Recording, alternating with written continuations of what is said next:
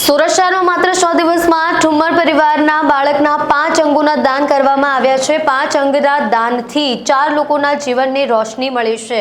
બાળકીની બંને કિડની અને બંને ચક્ષુઓના દાન જીવનદીપ ઓર્ગન ડોનેશન ફાઉન્ડેશન ટ્રસ્ટ દ્વારા કરવામાં આવ્યું છે। સૌરાષ્ટ્રના રાજકોટ જિલ્લાના ઢાંગ ગામના વતની અને હાલ સુરત વેલંજા વિસ્તારમાં રહેતા મનીષાબેન મયુરભાઈ ઠુમ્મરના બેબીના અંગદાનથી 4 જીવનમાં નવા રંગ ઉમેરાયા છે। સુરતમાં મયુરભાઈ પ્લમ્બરિંગનું મજૂરી કામ સાથે સંકળાયેલા છે।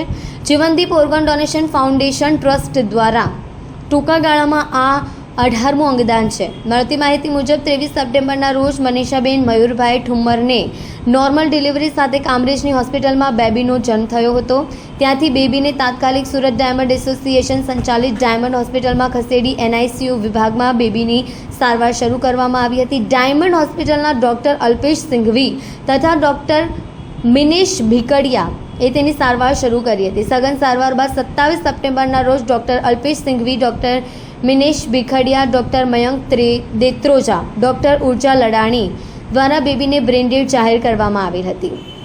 બ્રેનડેડ જાહેર થતાની સાથે જ ડાયમંડ હોસ્પિટલના એડમિનિસ્ટ્રેટર ડોક્ટર હરેશ પાગડાએ એક જીવન ઘણા જીવનને પ્રકાશિત કરી શકે છે ના સૂત્રને સાર્થક કરી સેવાનું કામ કરતી સંસ્થા જીવનદીપ ઓર્ગન ડોનેશન ફાઉન્ડેશન ટ્રસ્ટના વિપુલભાઈ તળાવિયાનો સંપર્ક કર્યો હતો।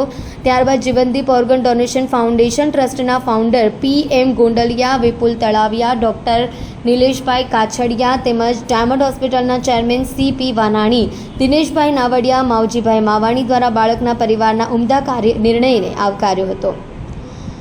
અંગદાન એ જ સર્વશ્રેષ્ઠ દાન છે તેવી સમજણ આપી હતી।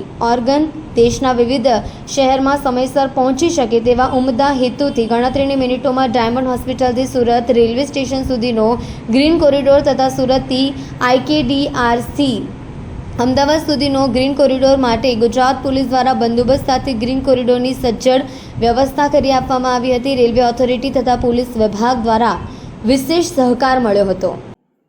આ અંગોનું દાન IKDRC અમદાવાદ દ્વારા બંને કિડનીઓનું અને નાણાવટી હોસ્પિટલ મુંબઈ દ્વારા લીવરનું તેમજ સુરતની લોકદ્રષ્ટિ ચક્ષુ બેંક દ્વારા ચક્ષુઓનું દાન સ્વીકારવામાં આવ્યું હતું।